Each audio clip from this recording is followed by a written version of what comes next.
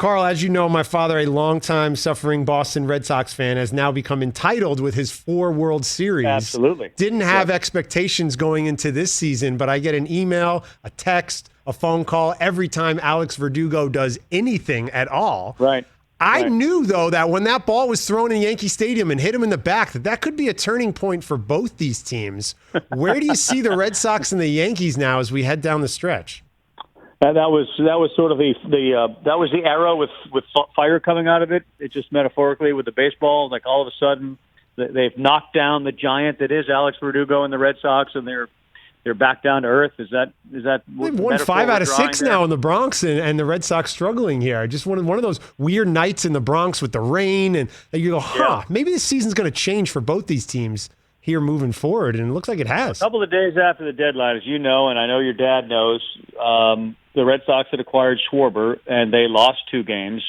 The Blue Jays, picked up a really good pitcher, and the Yankees picked up 2 really good hitters, both left-handed, and the Rays picked up Nelson Cruz, and they, after two days, hadn't lost any games. So, yeah, it felt that way, and it continues to kind of feel like the Red Sox are teetering.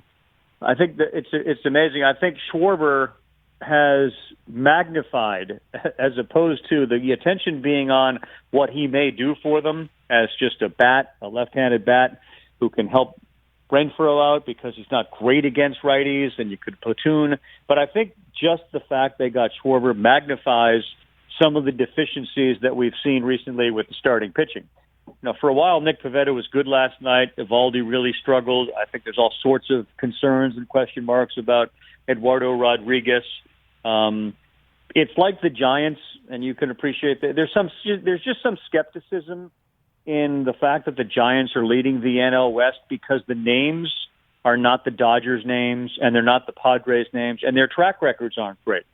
Well, the Red Sox, for the most part, Nick Pivetta's track record isn't great. Eduardo Rodriguez is coming off an injury-plagued, COVID-related heart issue 2020. So there's just some skepticism around him in the last few days. That's only been fueled by their losses and their lack of wins while the other teams are winning. Karl Ravech joins the show, ESPN Baseball Tonight. Ben Lyons in for Rich on the Rich Eisen Show. You mentioned Schwarber, but a bunch of former Cubs, Chris Bryant, Anthony Rizzo, Javi Baez, all on the go, all hitting home runs in their debuts with these new teams.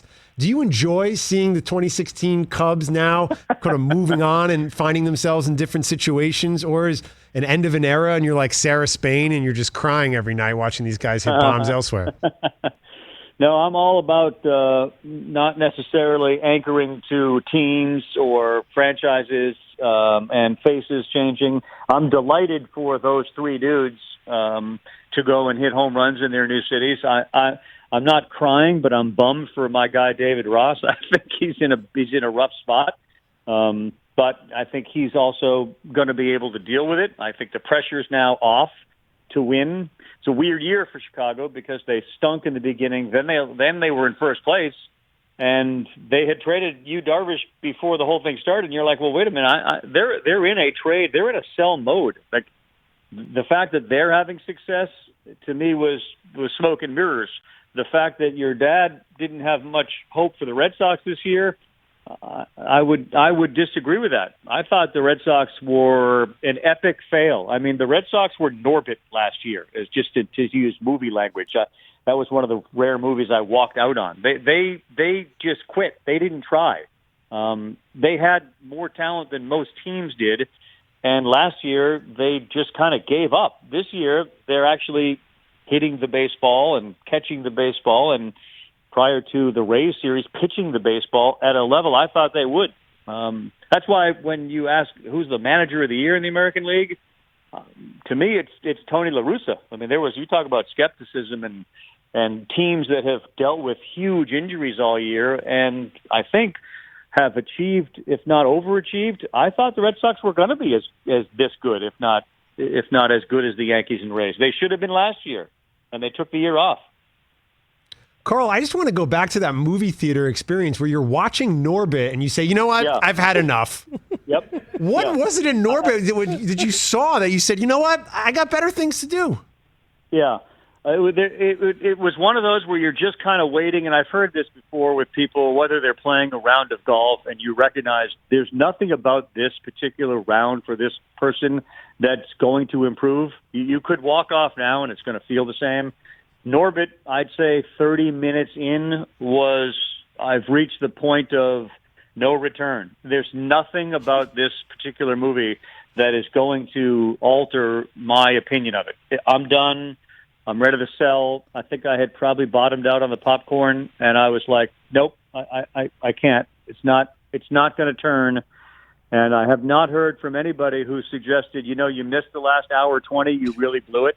So if you were going to tell me that, I'll go back and try again. But I haven't heard anybody come out and say, yeah, you missed a pivotal scene, and as a result, you cost yourself an experience in a movie theater you otherwise will never be able to get back. I don't know why this brings me so much joy, but just the idea of Karl Ravech with an empty bucket of popcorn being like, Norbit, I'm disgusted. I'm out of here. Not only that, I was with my son Sam and his buddy Alex, and I said, we're out.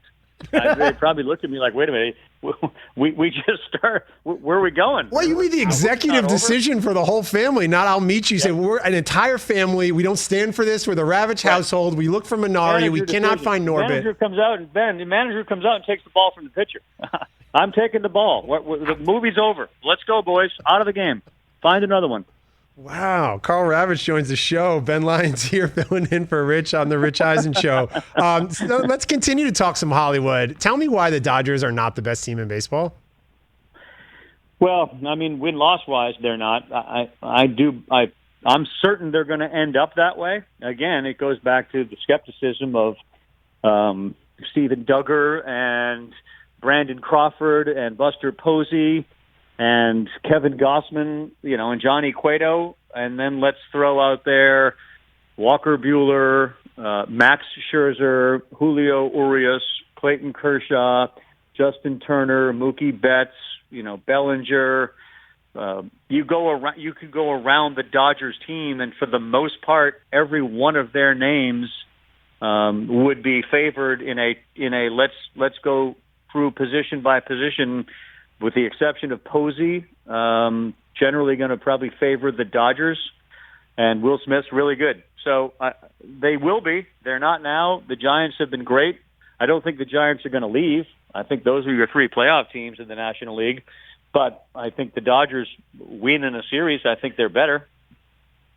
It's crazy just to see the amount of talent they have out here in Los Angeles. It's crazy. It's crazy. They are every NBA team now that wins championships. They have stockpiled gross amount of talent. Let's all get together and just go to LA and play baseball. So we don't really need a shortstop, and we're pretty good with pitching. But let's add the multiple Cy Young guy and somebody whose athleticism and speed may end up being the difference in a series, like we saw with Mookie Betts when they won it all.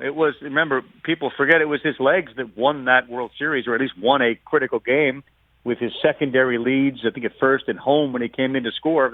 That's what Trey Turner can do now. Hey, you watched all the way to the end. Thanks for that. Watch more right here.